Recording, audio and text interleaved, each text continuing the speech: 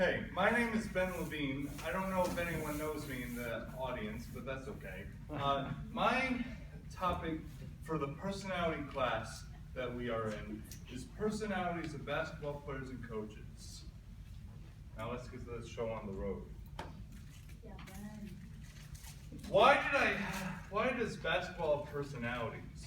Well, the thing is that many athletes in many sports out there have personalities of any kind. They can be very happy, very competitive, very sad, very emotional, you name it.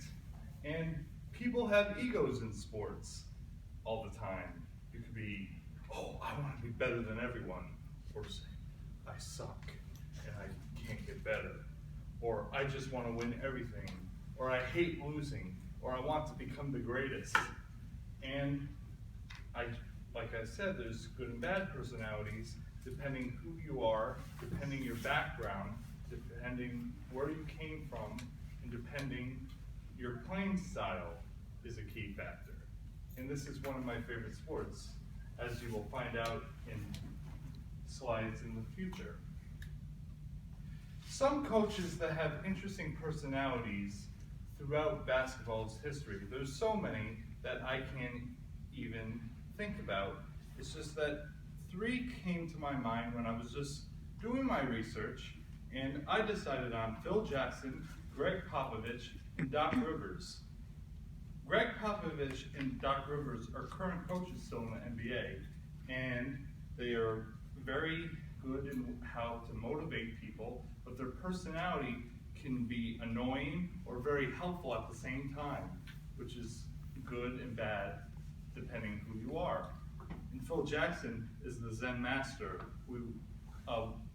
and the Zen master of himself, we will find out in later slides.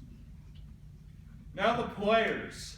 I did not do all current players. I only have one current player on this list, DeMarcus Cousins, who in a Twitter roasting thing, because he picks up all these technical fouls and complains to the refs, and even when he was in Sacramento the past couple of years, before he got traded to New Orleans, he was like cursing everybody out and smashing everything all over, and he almost threw an old man reporter down because he was so upset. And then someone roasted him on Twitter saying he was emotional lesbian because of the way he acts. But I'm just saying, no, because he's so like out of control, but he's a great dominant big man in this current NBA, and he's just insane sometimes. But Dennis Rodman, however, everybody knows Dennis Rodman in this room about all the North Korea stuff he's done, but as a player, he was like getting in fights, but he's a ferocious rebounder for someone, he's a great rebounder for someone who's 6'8", but he plays like he's 7'3", and he just dominates and gets in people's heads, and he can play defense on anyone possible, depending if they are a guard or a giant center in the NBA. And Metta World Peace, aka Ron Artest, he is like a variation of Dennis Rodman, and he was in the Mouse in the Palace, and he did this to James Harden, as you can see in the Lakers uniform, throwing an elbow for no apparent reason because he's not a nice person at times. And he was suspended for 86 games after throwing punches in the crowd at the Palace of Auburn Hills in 2004, which was scary. But Kobe Bryant, on the other hand, his competitive ego and personality made him the second greatest shooting guard of all time. And he was doing whatever it takes and had the will to win, which is a great personality to have in the sports. But also, he will like get after teammates, make them feel bad about each other, but he had to do that to win and be very successful. Player and coach relationships. Now this gets a little interesting now. With Allen Iverson and Larry Brown, from my Philadelphia 76ers, Allen Iverson and Larry Brown were a player and coach relationship from 1997 to 2003, and they went to the 2001 NBA Finals and lost to the Shaq and Kobe Lakers. But the thing is, at that time, Larry Brown was like saying, Allen, don't play team basketball, don't score and do all these showboat moves. And he's like, Well, but Allen Iverson's a great player, but he'll pass when he needs to, but he's a great scorer for a little man. But he's 6 feet tall, that's not little in our eyes, but anyway. But the thing is, he had to become a great scorer, and then they were cohesive and worked together.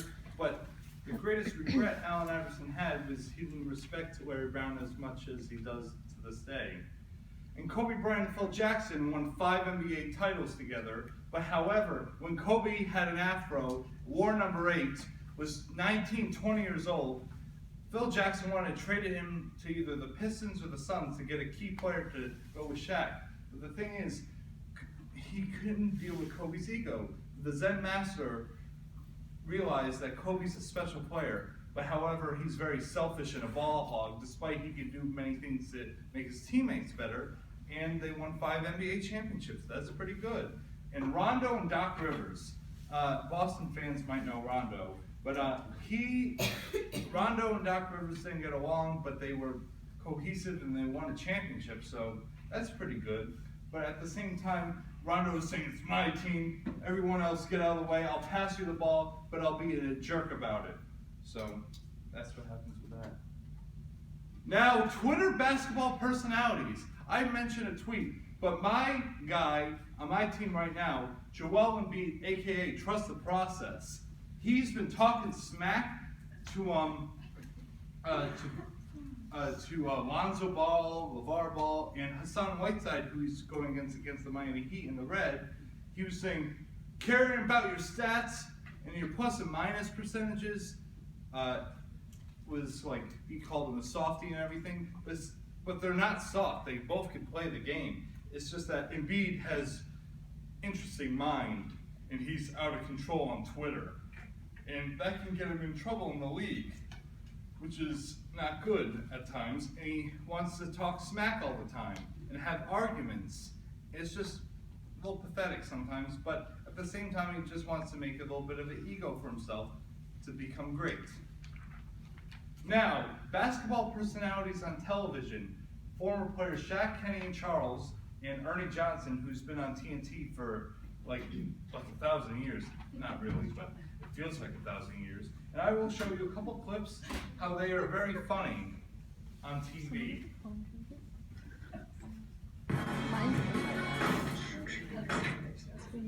Let's do this. Let's do this. Just because you drive the official vehicle of the NBA doesn't make you an official NBA player. I would.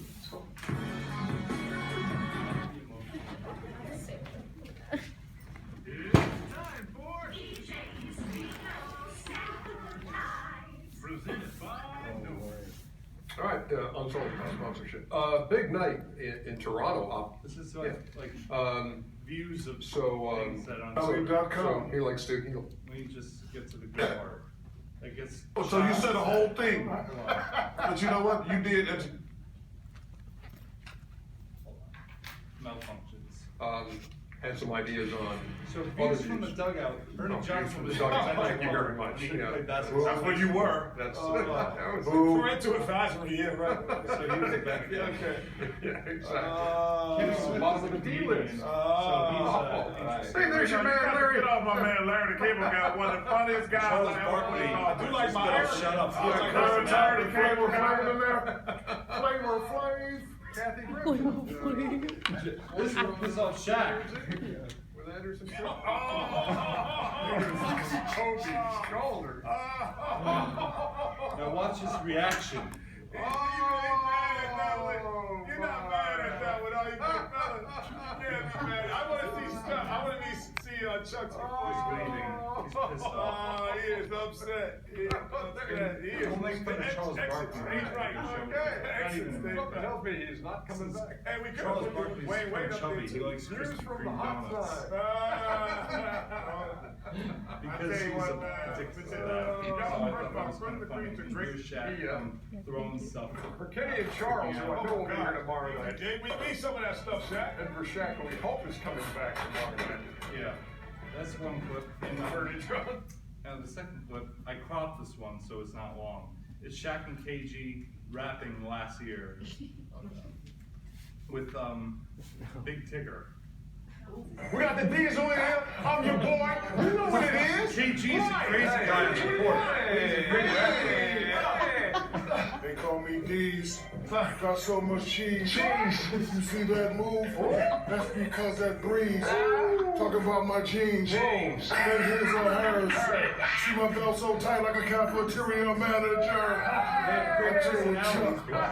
I chill with Ernie. Go. You can pat, and you still won't burn me. You mess around. I'm a hip hop jigger.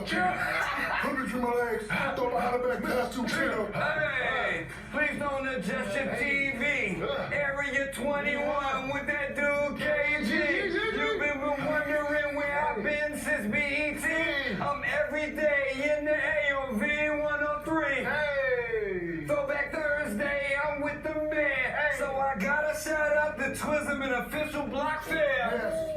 Yes, indeed. I'll give it to you so you can't breathe. Let me pull some more balls up out my sleeve. Shout out to Ernie, shout out to Kenny, shout out Chuck and Shaq. You know how we bring it back. This is how we gonna do it. Keep it hotter than the sun. KG, Shaq, and Tigger, Area 21. Hey, that's Area 21, king of the team. Where's Chuck at KG? Somewhere eating Krispy Kreme. The chili dripping, all down his shirt. You gonna say something to me one day and you gonna keep going. I'm about to get amped. About to treat you like a stamp. I would play ball and finish rapping, but I got a big old shot. You don't like that somewhere about me? Cadillac. Or Soda Shack. Soda Shack, you get thirsty. I don't know what line that rhyme with thirsty. And now my basketball personalities. I'm an interesting player. I'm a little bit of everything, but I can play the forward, center, a little bit of small forward. But I have been in the basketball world for many years, and I suited up for one game last year against Westcon, as you see in the right-hand corner, and I was able to get some clips of me just doing some certain signature moves, but not my favorite signature moves. And I had to put myself, because I'm interesting, I could be aggressive, I could be a little finesse, little jump shot happy, and I like to have a good personality when I'm on the court and get a little physical.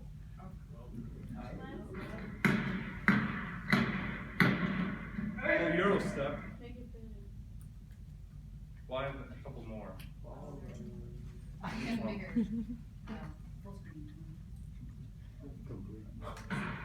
Little free throw action, bang.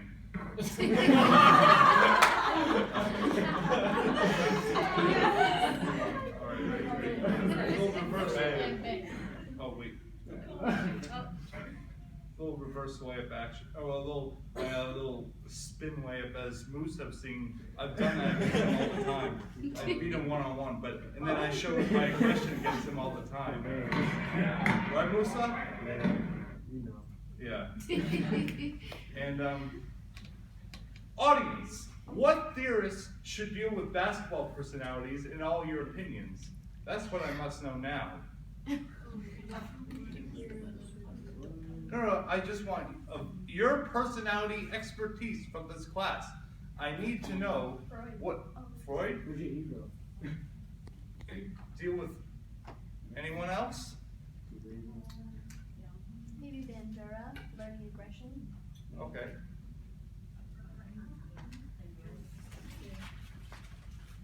Anyone else? Any questions? Who's your favorite basketball player of all time? Oh boy, Hard question. Answer that. half man, half amazing, Vince Carter! You said Kobe was the second best shooting guard. Yeah, second best shooting guard. He's my favorite player of all time. My favorite player of all time is Vince Carter. I'm not talking about. He's the greatest dunker of all time. But we'll have that debate later, Musa. That is all.